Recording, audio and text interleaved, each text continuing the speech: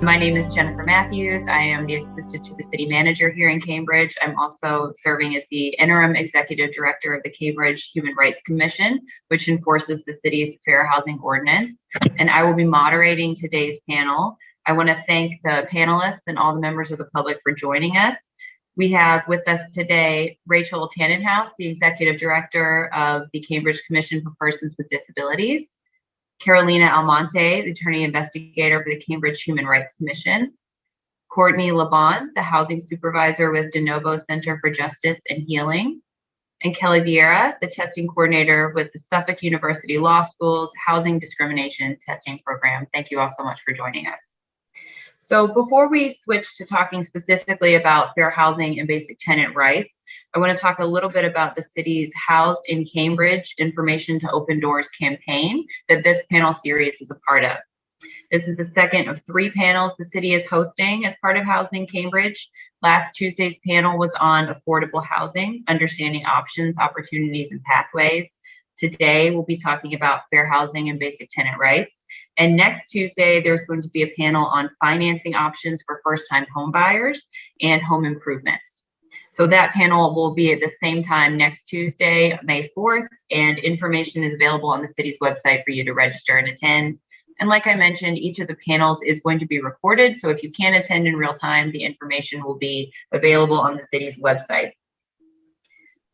Housed in Cambridge is a year-long multi-department outreach, education, and information effort organized by the City Manager's Office of the Housing Liaison, the Community Development Department, the Human Rights Commission, and the Department of Human Service Programs Multi-Service Center. The goal of Housed in Cambridge is to centralize the many housing resources that are available in the city and make it easier for residents to access that information and the assistance they need, no matter where they are in the spectrum of housing related services that the city and its community partners provide. Housed in Cambridge is going to include a social media campaign, an interactive online housing guide and story map, informational materials, and additional discussions and trainings on specific housing related topics.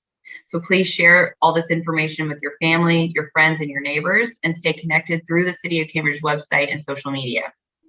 The Housed in Cambridge campaign would also not be possible without the support of the many provider partners in the city who offer affordable housing opportunities, housing-related resources, and housing-related services. And so I want to thank all of our community partners for their support, both through the panels and the campaign in general. I also want to acknowledge that the Housed in Cambridge campaign builds on incredible work that city departments have been doing for many years, and that includes organizing the annual Affordable and Fair Housing Resource Day that's usually held in April. This panel is typically part of that day-long event, and this year's virtual panel series is the result of so much hard work by Crystal Rosa with the Human Rights Commission, Emily Solomon with the Community Development Department, and Maura Penzak, the city manager's housing liaison. So a huge, huge thank you to Crystal, Emily, and Maura for bringing us all here today and for getting the Housed in Cambridge program going this year. We really, really appreciate it. So I want to talk a little bit about the panel logistics before we turn over to discussion. Our topic again is fair housing and basic tenant rights. The panelists are going to cover common questions like, what does fair housing mean? What are some examples of housing discrimination? And what makes a successful tenant and landlord relationship. So I'm now going to turn it over to the panelists to introduce themselves and their agencies and talk a little bit about the type of assistance that they provide for residents. We'll start with Carolina Almonte. Great, thank you so much, Jennifer. Hi, everyone. My name is Carolina Almonte. I'm the attorney investigator for the Cambridge Human Rights Commission. I'm very happy to be here with you all this afternoon. So the Human Rights Commission is a local civil rights enforcement agency for the City of Cambridge's anti-discrimination ordinances. We have 2 of them, the Fair Housing Ordinance as well as the Human Rights Ordinance. We are located at 51 Inman Street on the 2nd floor, about down the street from City Hall. And overall, our role is to investigate complaints of not just housing discrimination, but also employment discrimination and public accommodations. One thing I ask that you keep in mind is that we act as a neutral investigative agency. which just means that we do not represent either party. So we don't represent the complainant or the person who files a complaint with us, or the respondent, the person or entity that the complaint is filed against. A few other things, there's no cost to file a complaint. Also, you do not need to be represented. You're more than welcome to be represented if you have your own attorney, if desired at your own cost, but that's not required to work with the commission. And a few other things, for us to accept a complaint for filing, the discriminatory act must have occurred in the city of Cambridge. So if it happens outside of the city, we may have some appropriate referrals that will be able to look into your complaint, but we only have jurisdiction or the ability to accept complaints that take place in the city of Cambridge within 6 months from the date the complaint is filed. So that means if something happened over a year ago, we likely can't accept your complaint, but later on, I'll talk about some other agencies that may be able to help. We are also a substantially equivalent local agency for federal fair housing complaints. So our housing discrimination complaints are dual filed with HUD, the Federal Fair Housing Agency, if those protected classes are federally recognized. So just the last thing to keep in mind is I'll quickly go through the protected classes that are recognized in Cambridge. So we have sex, sexual orientation, race, color, national origin or ancestry, disability, physical or mental, family status, children under 18, religion, military status, age, source of income, including government benefits, and marital status. So to file a complaint with us, there must be a protected class involved. And Cambridge is great because we recognize more protected classes than are federally recognized. So that's just a quick overview of the commission. Thank you. Thank you so much, Carolina. We will go now to Courtney Laban. Hi, good afternoon, everybody. My name is Courtney Laban. I'm the Housing and Disability Supervisor at Denovo Center for Justice and Healing. Denovo is a Cambridge-based organization that offers two main types of service. One is that we provide low or no cost psychological counseling to uninsured and underinsured clients. And we have a staff of 4 counselors and a number of volunteers who are either social workers or psychologists. We also have a legal services program that offers 4 areas of service: family law, domestic violence, immigration, social security, disability law, and housing. And I supervise the housing and disability practices. Our housing practice provides free representation to tenants in Cambridge and in surrounding communities. Due to the COVID-19 crisis, our priority is assisting tenants who either have received a notice to quit or summons and complaint and are facing eviction, tenants who are facing termination of their rental subsidies, or tenants who were denied public housing or housing subsidies.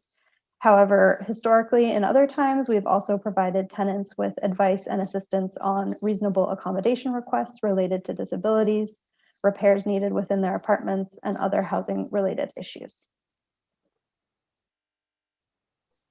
Thank you so much, Courtney. And now we'll go to Kelly Vieira. Hello, everyone. My name is Kelly Vieira, and I'm an attorney and testing coordinator for Suffolk Law School's Housing Discrimination Testing Program, or HDTP. HDTP is a HUD-funded fair housing organization where our primary work is that we do discrimination testing, where the easiest way to understand it is that we send in secret shoppers, so to speak, to act as potential renters looking for housing. So we will send folks to look at advertised apartments and determine whether discrimination is happening. Essentially, we send paired groups so that we can compare how someone who is not a part of a protected class is treated when we also send someone who is part of a protected class. We offer discrimination testing all throughout the state of Massachusetts. So whether you're in Cambridge or outside of Cambridge, and you think that you may have been discriminated against when it comes to housing, you can reach out to us. We are both able to do discrimination testing, but we also have a sister program within the law school where law students, under the supervision of a licensed attorney, can represent folks who have been discriminated against, and we're able to go forward with litigation in particular events of discrimination. So you can always reach out to our organization. I will make sure that our intake line is sent out via email, but also if we're not able to assist due to our resources or anything like that, we also would refer you to the many other organizations in the state that do similar work. Wonderful. Thank you, Kelly. And last but certainly not least, Rachel Tannenhaus. Hi there, I'm Rachel Tannenhaus. My pronouns are she, her, hers, and I am the ADA coordinator for the City of Cambridge and the executive director of the Cambridge Commission for Persons with Disabilities. We do a lot of things, but some of them are related to housing discrimination. Most of what we do involves giving people information and also helping refer them to resources that they need. So we are not an enforcement agency, and we do not have a complaint process for housing. For that, we generally refer folks to the Human Rights Commission. That having been said, we love to give people information, trainings. People call us, people email us about any number of disability-related topics, and one of them is housing discrimination and accessible housing, which is a serious issue in this area. So we cheerfully talk to anybody. We will talk to tenants. We will talk to landlords and management companies. We have occasionally been known to talk to their attorneys, although we do not provide legal advice. So we provide information, resource referral. We can and do provide trainings, and in fact, we have even done that sometimes as part of settlements, working with the Cambridge Human Rights Commission, that sometimes as part of a settlement with a landlord or with a business or something like that, they will need additional training on what the law is and what their responsibilities are, and so we'll sometimes come in and do that. We get a lot of calls from folks about housing and housing discrimination, particularly, obviously people with disabilities, family members of people with disabilities. We get a lot of calls about service animals and emotional support animals and reasonable accommodations in the in someone's apartment or house or that sort of thing, and also about situations where people for disability related reasons may be having difficulty finding a place to live. And sometimes we receive calls from folks whose access needs change. Not all of us are born disability fabulous. Most disabilities are acquired. And so what happens and many disabilities change over time. And so what happens with a lot of people is that the needs they had when they moved into a place are not the ones that they have now. And we, also answer a lot of questions about that. So yes, we are here for folks, and we are happy to help in answering questions in any way we can. Thanks. Thank you so much, Rachel. So we're going to turn now to our discussion topics. We'll have at least 2 panelists discussing each topic, and then it's going to be open to all the other panelists to continue the discussion if they'd like to do so. Panelists, if I don't call on you for a specific question, but you'd like to add something, please just raise your hand on Zoom and we'll continue the discussion. So we're going to start with our first topic, which is what is meant by fair housing? I believe we're starting with Kelly. Sure, thanks, Jennifer. So fair housing is basically an umbrella term that covers a lot of things, but essentially what you should understand about fair housing is that it is the rights that you have as someone living in the United States that the government has afforded to protect your right to fair and equal housing for everyone. Something that's important to note about fair housing is that it does protect everyone in the country. Something that's often asked is whether undocumented folks are covered by fair housing laws. They are.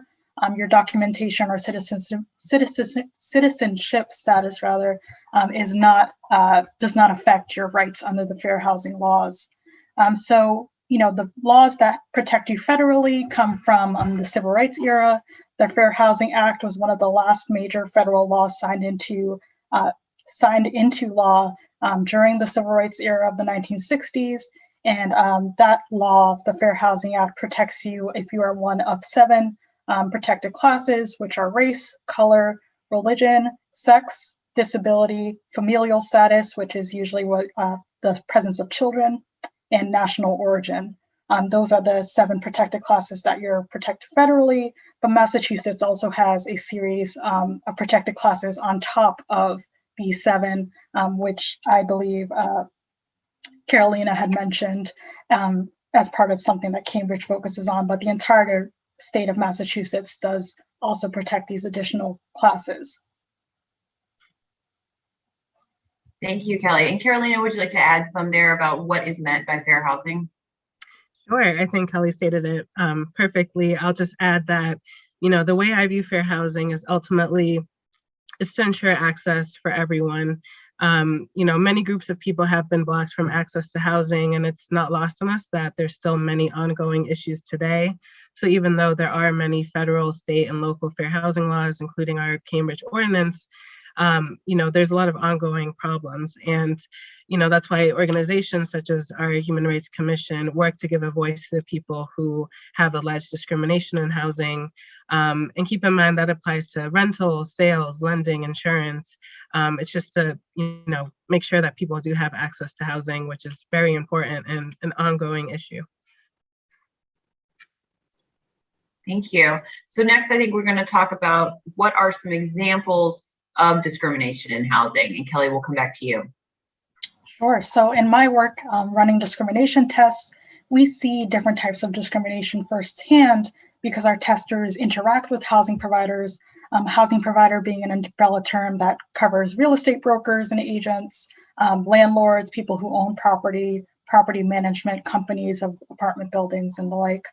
And we see all sorts of different kinds of discrimination, but I will say that usually we don't see these sort of very obvious statements, especially when it comes to discrimination like race discrimination. It's rare these days, though not completely unheard of, for a housing provider to say something like, we don't accept people of X race. However, we do see discrimination in the form of worse customer service for people who are part of protected classes. We see a lot of ghosting, so people who are part of protected classes never get calls back despite calling about housing. We see subtle differences in how people who are not part of protected class are treated, like they may be told about a rent special that other people are not told about. People who are in protected classes might not get told about how many units are available. They might get told that there's no housing when there actually is housing available. So those kind of more subtle things that we're able to uncover through testing and through getting evidence that way.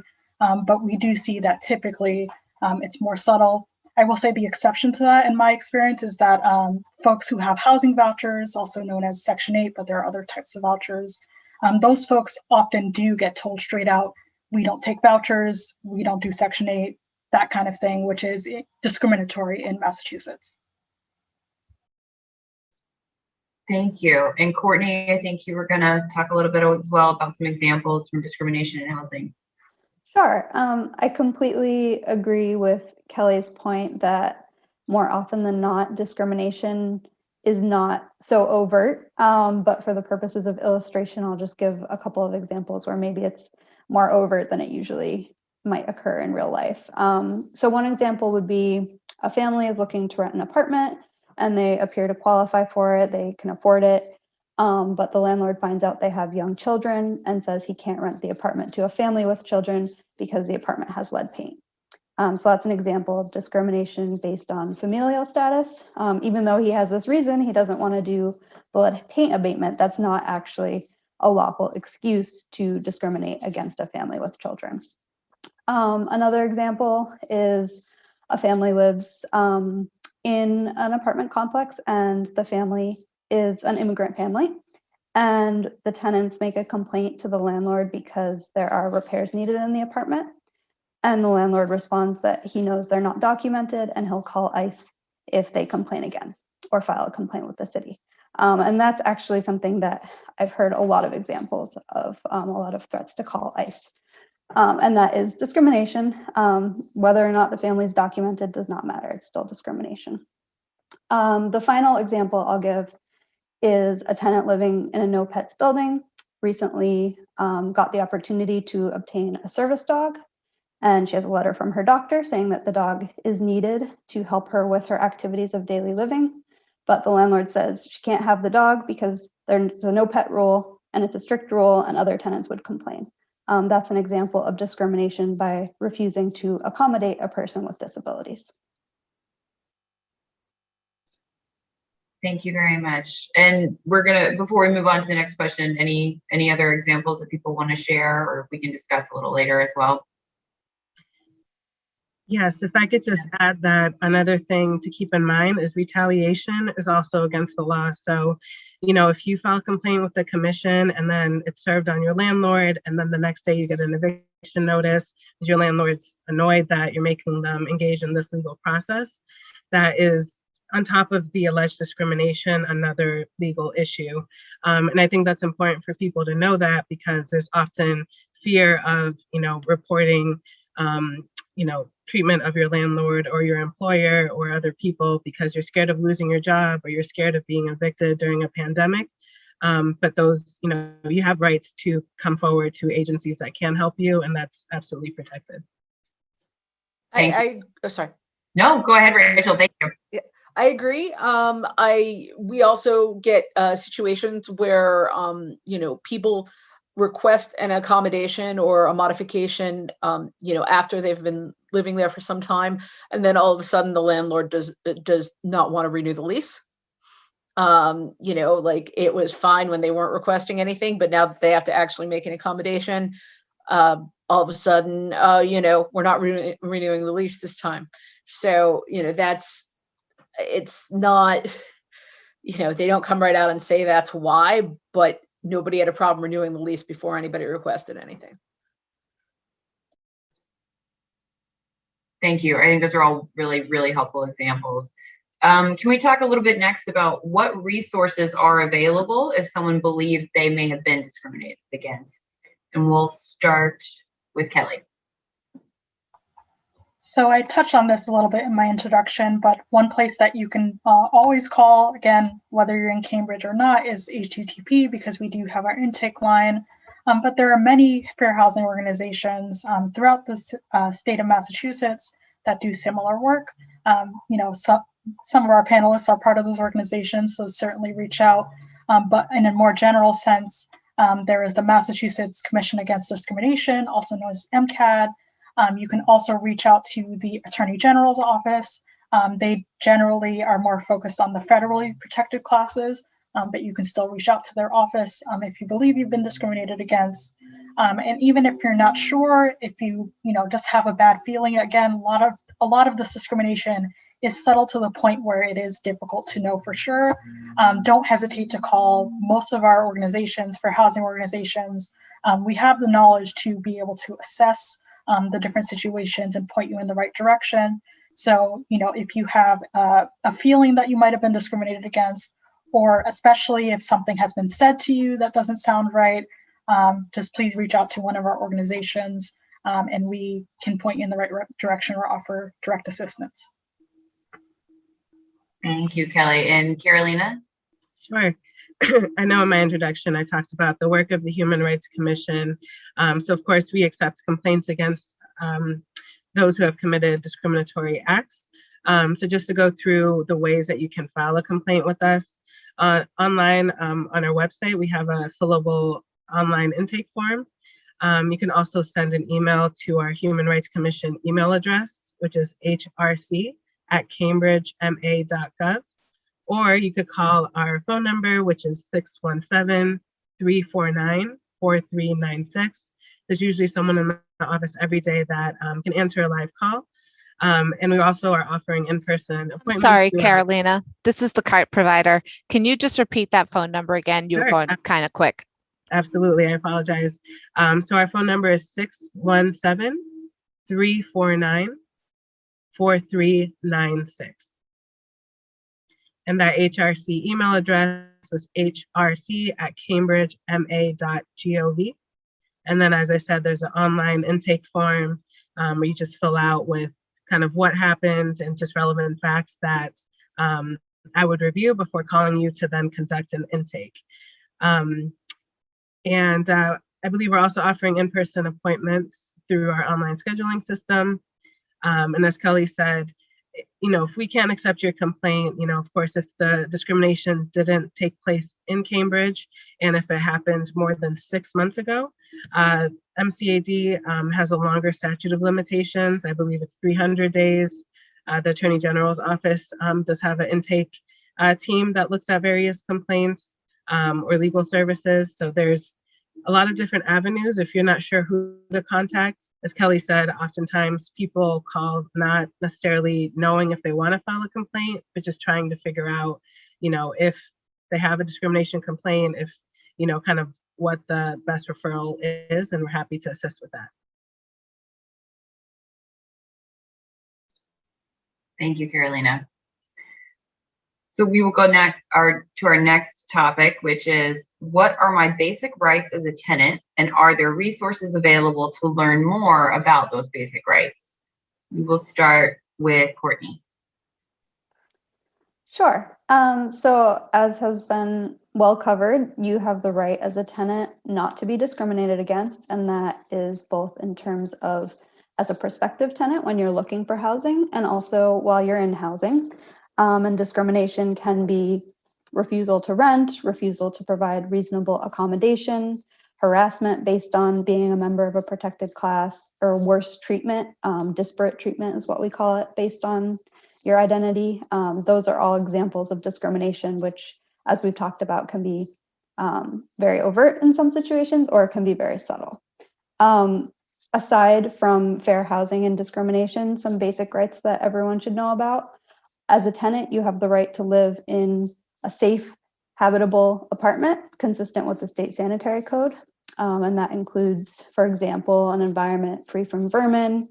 You always should have heat, water, working appliances, no big breaks or damage in your unit. You have a right to that. You have the right to remain in your home unless and until a court orders your eviction after proper court procedures have been followed. That's another really important basic right that all tenants should know. A landlord cannot just change the locks because they want to. They have to go to court and they have to get an order from a judge in order to evict you. So that's a really important thing to know, especially if you receive a notice or your landlord tells you you have to move out. There's a process and you have a right to that process. Another basic tenant right is the right to quiet enjoyment of your home without substantial disturbance. So often that would include utility shutoffs, entry to your unit by your landlord without notice, excessive preventable noise during the late or early hours, all of those things that aren't necessarily repairs needed in your apartment, but really affect your ability to live comfortably in your home. You have a right to quiet enjoyment in your apartment.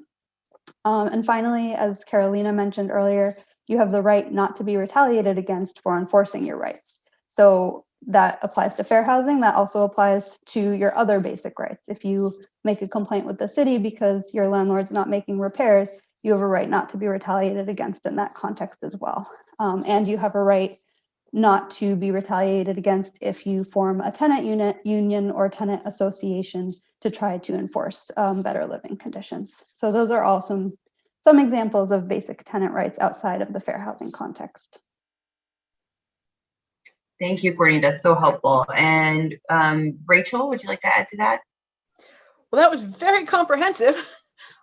So I don't have a lot to add to it, but I can say that, you're in terms of disability-related rights, you have a right to reasonable modifications,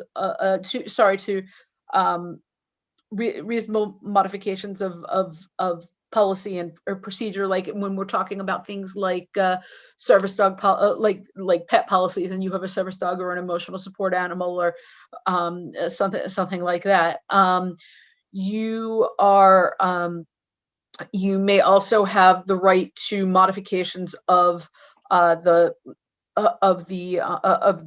actual building, not the building, but like your home, your space, depending on what your needs are, and also that may be at your expense. So it depends on the situation. You have the right not to be discriminated against for having a disability or for somebody thinking you have a disability. I do want to say that people are welcome to call us with or email us with questions about what their rights are, even or their responsibilities, or even just what does the law say about this particular situation, or how have people handled XYZ kind of situation in the past. One thing, and there are, we're available. There are also all of the organizations that are represented here are available. For those of you who are comfortable doing online research, there just about every enforcement organization has a web page with technical assistance materials on it. They vary in how readable they are. I say that because some of these federal agencies are really fantastic at coming up with laws, and maybe not so great at explaining them in English that people who don't do law for a living understand. Sometimes they do have materials available in languages other than English. If you have questions about any of those things, that is what we're here for. We're here to help answer questions or try to clarify things. Part of our living is translating between legalese and everybody else, although we are not attorneys. And so that is something that we are happy to try to explain in any way we can. Also, something that is not going to be as useful to you is a lot of people think that they are going to find out about their housing rights by looking up information on the ADA, the Americans with Disabilities Act. Just so you know, the ADA does not cover private housing.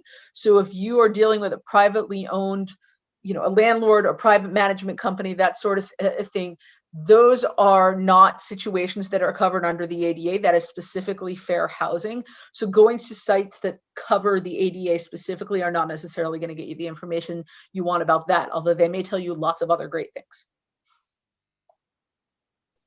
Thank you, Rachel. Thank you both very much. That was incredibly helpful. I want to remind our attendees that if you have questions you'd like for the panelists to answer as we're going through this discussion, you can submit them through the Q&A feature in Zoom. So please don't hesitate, don't be shy if you have any questions you'd like to submit.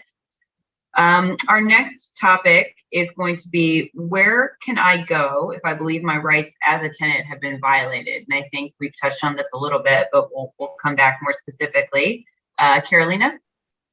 Sure. So generally, if you believe your rights as a tenant, not just with discrimination, but including discrimination, have been violated, there are a lot of options. There's Denovo, Cambridge Somerville Legal Services, Harvard Legal Aid, Disability Law Center. There's various mediation services if you just need assistance with, informally resolving an issue with the landlord and kind of finding a compromise. As I've stated a few times, if you're not sure what you need, you could just call us and we can help you figure it out. I'll also say that the City of Cambridge, as I think Jennifer mentioned, we do have a housing liaison, Mara Penzak, who is a wonderful resource, and she could help with any housing related questions specific to Cambridge. So those are just some examples. There's many more organizations that may be able to help. If you just need direction on where to go, I think any of the panelists here can help point you in the right direction. Thank you. And Courtney? Sure. So we've covered a lot of the places that I would suggest going to. I think a good start a lot of the time is either the housing liaison to the city manager or CEOC, which is a local anti-poverty organization. Those are great places to go if you're not really sure if your rights have been violated or what your needs are, and you just want a resource to kind of figure out what your options are. And they've also done amazing work informally resolving issues between landlords and tenants without the need for a formal complaint or a lawsuit. So those are really great places to start. And then if things need to be escalated, complaining to the various government agencies we talked about. I think we've covered most of them, but if it's a repair issue, you can call the Inspectional Services Division of the City of Cambridge. They'll come out and inspect your apartment and issue violations if there are repairs needed. And then the legal aid organizations Carolina mentioned are all organizations that may be able to help you as well. And one other plug, sometimes the information on the internet is not the most reliable way to figure out your rights. So I would caution people, you know, to take everything you find on the internet with a grain of salt, but a great resource to learn some basic information about tenant rights is masslegalhelp.org/housing. That website is run by the legal aid community in Massachusetts. So it's reliable in my opinion and has a lot of great basic information taken out of, you know, the legal jargon and into plain English. So that would be also a good place to start if you're just trying to learn a little bit more on your own. Thank you. And I know we're tossing a lot of resources out during this discussion. So I just want to remind everybody that this will be recorded and posted on the city's website, so you can refer back to it yourself, or you can direct friends and family to it if they have questions and they're not sure where to start. And we will have closed captioning on the video once it's posted, so you can get the correct title or close enough, very close to the title, to actually do some digging if you're looking for that. Sometimes it's just hard to go quickly when we're throwing a lot of information your way. So our next question is going to be, what resources are available for landlords or property managers or realtors, kind of non-tenants, but others involved in the housing process, who want to better understand how to prevent potential allegations of discrimination or tenant rights violations? And we will start with Rachel and then open it up to the group as well. Okay, thank you. So if you're trying to, I mean, like everybody here has said, feel free to call these various agencies and ask questions, because that's part of what we're here for. My agency in particular is not here to file complaints. We are here to answer questions, but not everybody's question is disability related. So that's the first thing, is that we don't just talk to people who are concerned that they may have been discriminated against. We also want to talk to people who want to make sure they're doing the right thing. Or a situation has come up and they didn't know, right? They didn't know what their responsibilities were, and they want to know what it is that they should be doing. Or are they completely off base here? Is because while some of the time it's that a landlord is in fact, whether knowingly or not discriminating, sometimes a tenant is not entirely clear on what their rights are and are not. So all of us are here to help with those questions, but I think it is better to ask questions than it is to just sort of, keep on going through and not be sure of what it is that you're supposed to be doing.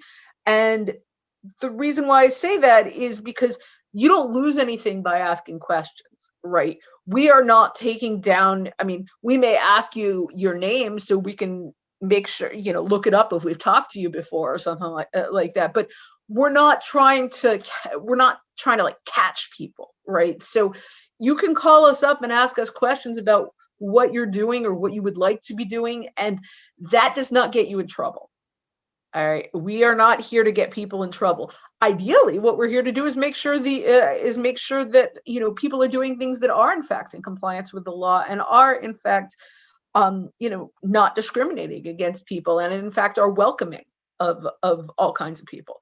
So I think that's the first thing, is don't be afraid to ask a question. You may not get the answer you like, but we will give you an honest one. And you are not, whatever it is you're calling about, you are not the first or the oddest to call us about whatever it is. Like you would have a lot of competition for any of those titles. So fear not. Also, if you're a tenant, you can feel free to give our information to your landlord or to your management and say, look, this is how I see it.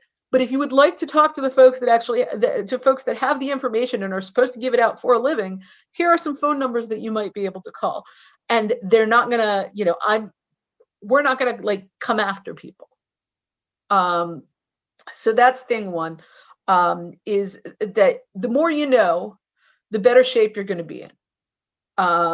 And also to make sure that sometimes just like sometimes the internet doesn't always have all the most accurate stuff, sometimes the folks, and I say this as somebody who studied journalism myself, but a lot of the folks who are covering these things in the media do not have a background in any of these things, and have never, in a lot of cases, they don't know a lot of disability related stuff. They don't know a lot of discrimination related stuff. They don't know a lot of housing related stuff, because that's not their job to know it. And so when you are reading about a thing that happened and you want to know if it applies to you or to your, to your housing or anything like that, that's where you can ask some questions.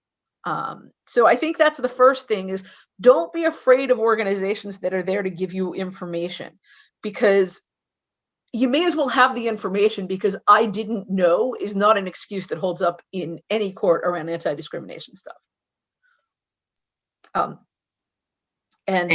I think Kelly has a hand up, so I'm gonna hush for a second. Thank you. You took care of it for me, Rachel. Kelly, we'll go to you. Thanks.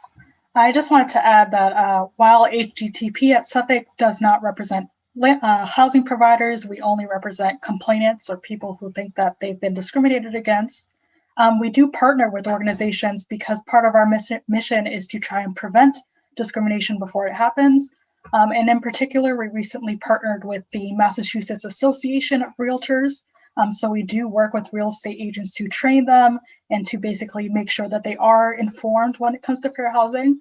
And if you are a realtor, or you know a realtor, or any really housing provider, whether it be a realtor or a landlord, who would like to learn more about fair housing, you can go to marealtor.com/fair-housing. So it's marealtor.com/fair housing. And it's an entire online portal that we help them create, which has a bunch of free resources about fair housing, and has a bunch of information about how to make sure that you're complying with the law and that you're treating everyone fairly when it comes to housing in particular. So I did want to point out that particular resource because it has a lot of great information about that on there. Thank you so much, Kelly. That's wonderful. Any other thoughts on the resources available for landlords or property managers? Okay, we will move to our last planned discussion topic, which is what are some general practices that make for a successful tenant and landlord relationship? We'll start with Carolina. Sure. So what I would say for some practices that make for a successful tenant-landlord relationship, the first thing is to review the lease with your landlord. I think it's really important to understand what your lease says. I think it's important to maintain awareness of what your rights are as a tenant. So all the rights that Courtney and the other panelists have gone through, to know that you do have rights as a tenant. And if a landlord does not comply with them, that you have rights to seek help. I would also say, set clear guidelines for communication. If you need certain things such as, bigger font regarding your lease, or communication just by email because, it's just preferred communication method, I think trying to be clear with your landlord will make for a successful relationship. And if you're having issues, to tell your landlord. Sometimes with discrimination cases, for example, if you're being harassed by another neighbor for some reason, your landlord is required to try to take action to stop the harassment. You may have a case against that neighbor as well, but just, oftentimes with different cases, if your landlord isn't aware that, one, you need a reasonable accommodation or modification, or there's other issues, then they can't take action to try to provide that for you. So things like that, I would say, would be important to keep in mind. Wonderful. Thank you, Carolina. And Rachel? So one of the things that I tend to tell tenants in particular, but tenants in particular to do, is to document everything in writing, not necessarily in an "I'm gonna get you" kind of way, but in a, when you are going through a difficult situation, and housing situations have extra stress attached to them just because they leak into everything about your life, right? Because they're your housing. So it's stressful. It is really helpful to have written documentation in any way possible, if you can, of what's going on. When did you talk to this person? What happened? If you are having an email if you have their email address or something like that, following up with them with an email. We talked on XYZ date where we discussed, A, B, and C, and here is, I'm just confirming that. And that will make your life easier, and also it leaves a paper trail. I feel like also for landlords and tenants, first of all, try not to do anything blatantly illegal. So definitely don't do that in writing. But given that you are working to try to do the right thing here, as a good faith practice, following, if your tenant is following up with, something in writing saying, yes, actually, that's correct, that's what we said, or no, that's not what we said, and getting that worked out, I think also shows, I feel, a willingness to communicate. I think that it's important to keep in mind that everybody in a situation, is at least a little stressed out about it. Nobody calls me about discrimination when they're having a good day, no matter which end of the situation they're on, right? So it's important to remember that while under no circumstances do you need to put up with discrimination, and under no circumstances does anybody on either end of this equation need to be put up with abuse, that everybody is working from a somewhat stressed out perspective here.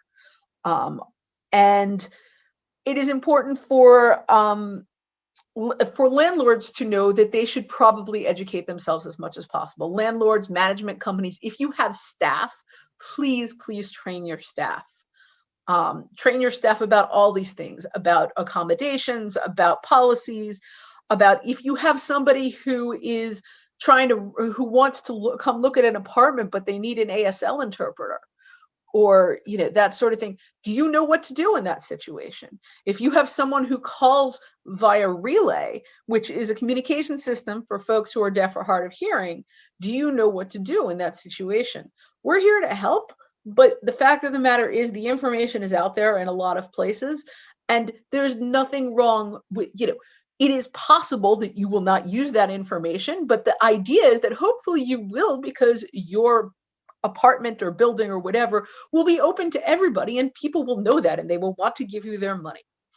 And with folks who are with tenants, keep in mind that you do have rights, that the more you document what's going on, the better it is, that nobody has the right to go, and this is good for landlords to know, nobody has the right to go rummaging through anybody's medical files.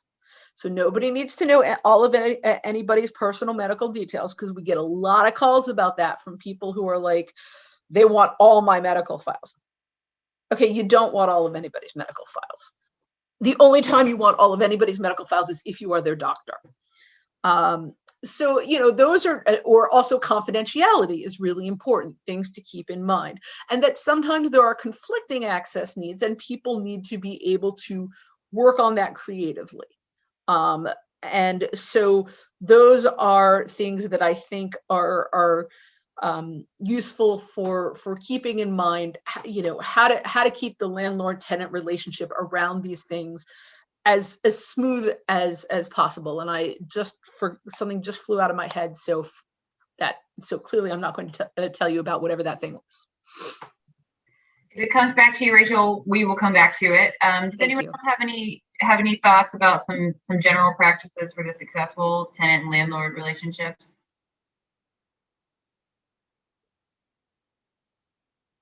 Okay, that concludes our panel discussion portion that we had planned. So I know we have attendees. If you have any questions, you can still submit them. We have not received any right now, but I want to thank everyone for attending today and and especially to our panelists for such a great discussion and answering such helpful questions.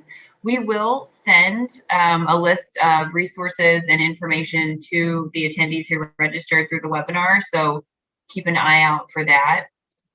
We will also, I'm sorry, I'm having some technical difficulties. We will also have a survey, actually, for an optional survey for attendees in the chat function now. If you would like to complete that, it's a survey on some demographic information. Again, completely optional. You do not have to complete it, but it is available for you.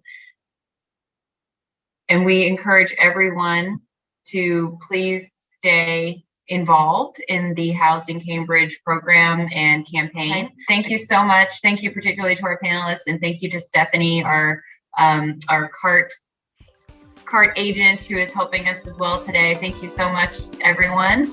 Have a wonderful rest of your day. And again, please do stay involved with the Housing Cambridge campaign. Thank you so much.